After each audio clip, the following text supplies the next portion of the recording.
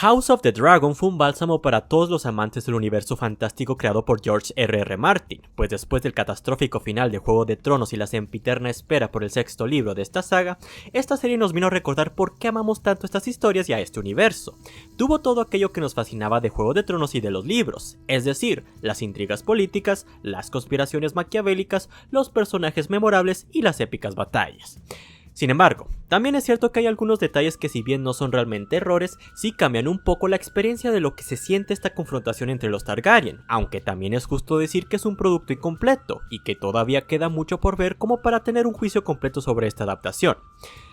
Para empezar, llamo que ya muchos hayan alzado la voz con respecto a este punto. El libro en el que se basa, es decir, Fuego y Sangre, está escrito como si fuera una obra histórica de los Siete Reinos. Es decir, de la misma forma en la que nosotros aprendemos sobre historia antigua, este libro intenta reconstruir los hechos que ocurrieron en la historia de la dinastía Targaryen, y cuando se hace esto, muchos sucesos son tergiversados y malinterpretados, lo que lleva a que haya vaguedad en puntos concretos en la narrativa.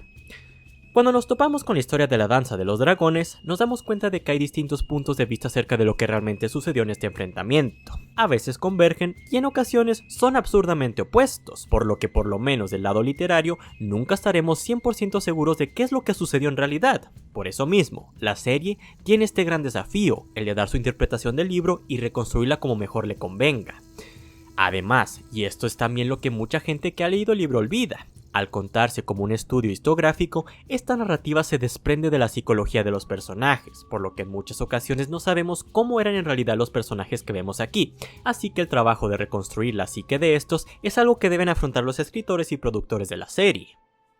He de decir que lo que han hecho hasta ahora es bastante bueno, porque lograron crear estos sentimientos de odio y amor que son muy característicos del universo creado por George R.R. Martin. En House of the Dragon, al igual que en su homónima Juego de Tronos, nos muestra cómo no hay buenos, solo malos y otros más malos, porque las historias que ocurren aquí nos quieren mostrar que los puntos de vista chocan, que no se busca justicia y amor, sino proteger los intereses propios de cada casa y cada personaje.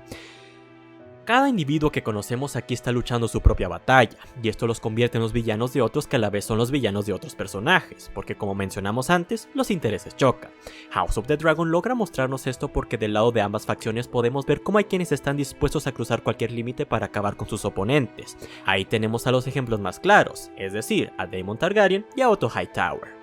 Estos dos personajes, de naturaleza vil, juegan muy bien sus cartas para socavar a quien se entrometa en su camino. Los medios son distintos, pero ambos están dispuestos a hacer lo que vean necesario para posicionarse en lo más alto. Tanta su avaricia que terminan usando a sus más allegados como si se trataran de títeres para lograr su cometido. Ambos actúan como los que manipulan y contaminan a las protagonistas para que eventualmente ellas tomen la tutela y peleen por los intereses de estos.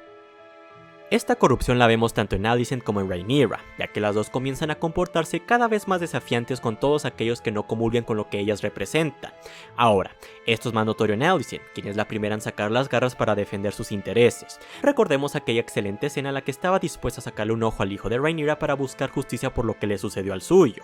Bien se lo dice Otto Hightower, nunca creyó que tuviera esas agallas para defender a su casa hasta ese momento, en el que buscó justicia por mano propia. También recordemos la inocencia e ingenuidad de Alicent durante los primeros episodios, en donde defendía a Rhaenyra cuando su padre intentaba mostrar las faltas que ésta hacía. Por eso mismo, en el episodio número 5, vemos como Otto le reprocha a Alicent por defenderla, dándole a entender que sus hijos van a estar en peligro si ella se corona, cosa que bien pudo haber sido falso. Del lado de Rhaenyra no es tan distinto, ya que Daemon juega un papel fundamental a la hora de usarla para que él ascienda en poder. Sí, tal vez de este lado Rhaenyra peca de insolente al enamorarse de él, pero Daemon juega muy bien sus cartas para atraerla a él y aprovechar las ventajas que esta relación le traería. Durante el último episodio de la temporada, se nota cómo la influencia de Daemon impacta en Rhaenyra. Mientras este quiere mostrar fuerza y atacar directamente, Rhaenyra elige la templanza, y como vemos, esto crea roces bastante importantes entre ambos, pero ya iremos en detalle con esto más adelante. La serie hace muy bien en mostrar este conflicto entre mujeres sin tratar a los espectadores como estúpidos. A la historia nunca se le olvida el mundo cruel y despiadado en el que se desarrolla, mundo en el que las mujeres eran vistas como peones y máquinas para producir bebés. Por eso mismo, durante esta temporada, vemos cómo detrás de una Rhaenyra hay un Daemon, y detrás de Alicent está Otto Hightower. Estos dos, como mencionamos, intentan moldearlas para satisfacer sus intereses, no tanto por amor, sino por deseos de poder.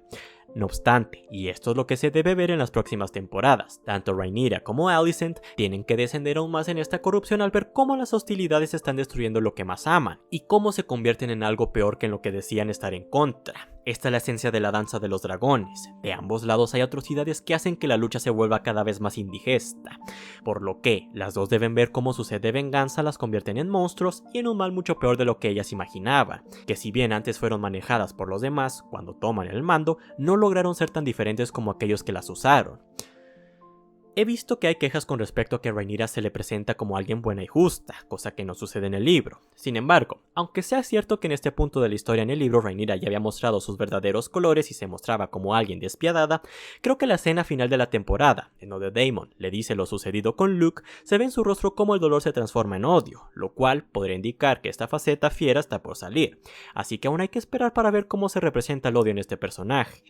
Y más allá del elitismo bobo de así debe ser porque así sucede en el libro, es importante que se muestre esta cara de Rhaenyra, porque se tiene que ver cómo al igual que todos los demás, ella está lejos de la perfección, y que sus decisiones basadas en la venganza es lo que eventualmente la lleva a cometer errores que son decisivos para el resultado de la danza de los dragones. Por esto mismo, yo pienso que debemos esperar a ver cómo reacciona Rhaenyra después de lo sucedido con Luke, porque probablemente se quiera hacer énfasis en cómo también va a fallar en cumplir el deseo de su padre, el de mantener un reino unido, pero no porque no quisiera hacerlo, sino porque es manejada por el deseo de venganza, el cual, como sabemos, le nubla el juicio.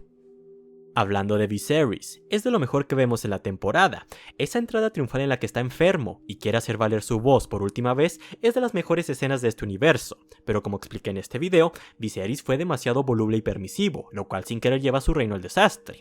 Hay una escena en particular que nos muestra cómo Viserys expresa que le gustaría haber tenido algún desafío en su reino, porque en realidad nunca tuvo una amenaza a la que hacerle frente, cosa que sí le sucede a Rhaenyra. Es decir, el desafío con el que se enfrenta Rhaenyra es algo que no sabemos cómo lo hubiera encarado Viserys de haber estado en los zapatos de su hija. Él nunca se manejó con odio, cosa que sí sucede con Rhaenyra, y por más que esta última haya tomado muchos aspectos de su padre a la hora de gobernar, ella tiene que mostrar una cara que Viserys nunca tuvo necesidad de enseñar. El sueño de Aegon, del que tanto habla Viserys, más que mostrarle una meta clara y un propósito, eventualmente lo limita, ya que en vez de tomar las riendas y usar la fuerza cuando fuera necesario, tal y como lo hizo su antecesor Aegon, se mantiene pasivo en pos de esta idea de unión cuando debió buscar otro tipo de soluciones. No sé ustedes, pero cada vez que se hablaba del sueño de Aegon, me dolía más y más recordar el final que les dieron a los caminantes blancos en Juego de Tronos. Ver cómo Viserys predecía algo catastrófico que vendría del norte me hacía lamentarme por aquella larga noche que duró tan solo una. Pero bueno, tal vez algún día se enmenden estos errores.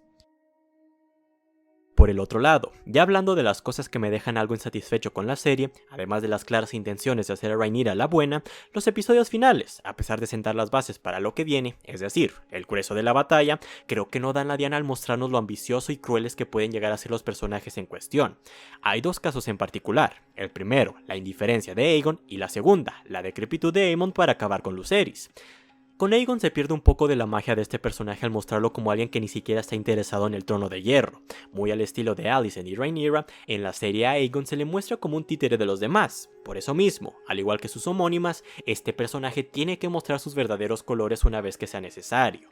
Algo que debe suceder es que Aegon tome las riendas y ya no se deje manipular, para que finalmente esta confrontación se convierta en un Targaryen contra Targaryen, y lo que vemos en esta primera temporada parece indicar que la influencia de otros personajes no acabará, al menos no en el corto plazo. En el caso de Aemond, recordemos cómo en numerosas ocasiones él quiere que se le corone a él como rey en vez de a su hermano, y cómo se siente dispuesto y listo para asumir la gran responsabilidad de sentarse en el trono de hierro. Entonces, cuando vemos culpa en él cuando su dragón se come a Lucerys, todo su arco de venganza y de deseo para probar que puede ser un digno rey se pierde. Ok, es verdad, lo mencionamos antes, no se sabe en realidad qué pasó en ciertos eventos en el libro, pero aquí había varias opciones para mostrarnos cómo Aemond buscaba valerse, vengarse y probar de qué estaba hecho. Entre ellas, y la que creo que hubiera quedado mejor, es en la que una de las hijas de Boros Baratheon se burla de la hombría de Aemond después de que Luke lo disuadiera. Pero si por el contrario vemos que Aemond siente remordimiento, todo lo que vimos a lo largo de su historia queda algo incompleto. Porque al final del día, este personaje no deja de ser un joven inexperto que está jugando a ser un guerrero despiadado. Sea como sea, Todavía queda mucho por ver como para decir que se quiere buscar que algunos personajes sean redimibles. De verdad espero que esta faceta en la que Rhaenyra tiene muchos aspectos que la hacen ver como la buena, o al menos lo más cercano a eso, terminen desapareciendo. Y por el lado de Aemond, era la oportunidad perfecta para presentarlo como uno de los personajes más detestables de la serie, lo cual lo iba a dejar muy bien parado para lo que viene en la historia, es decir, como uno de los rivales a vencer. No quiero hablar mucho sobre lo que sucederá después en esta historia, al menos no en este video, porque yo sé que muchos prefieren verlo en la serie y no quiero arruinar nada, pero de verdad, si lo que se quiere es mostrar por qué la danza de los dragones es el conflicto más devastador en la historia de los 7 reinos, deben comenzar a mostrar la decrepitud de ambos lados, porque vaya que muchos momentos van a requerir de un estómago fuerte para digerir lo que viene, en especial con las acciones que toma el bando de Rhaenyra una vez que quieren vengarse de lo que hizo Aemond. Entonces, yo creo que los creadores de esta serie hicieron un magnífico trabajo al interpretar y adaptar esta historia. Lo único que considero que falta, y que probablemente sea algo que veamos en las próximas temporadas, es que se muestre más brutalidad de ambos bandos, que muestren cómo las luchas por el poder sacan lo peor de las personas, sin importar el género, origen o creencias de alguien. Que no se cometa el error de Juego de Tronos, que se muestre que esta no es una historia de héroes contra villanos, sino de individuos que están buscando proteger lo que creen, y hacen lo que es necesario para ganar lo que es la batalla que marca el comienzo del fin de la dinastía Targaryen.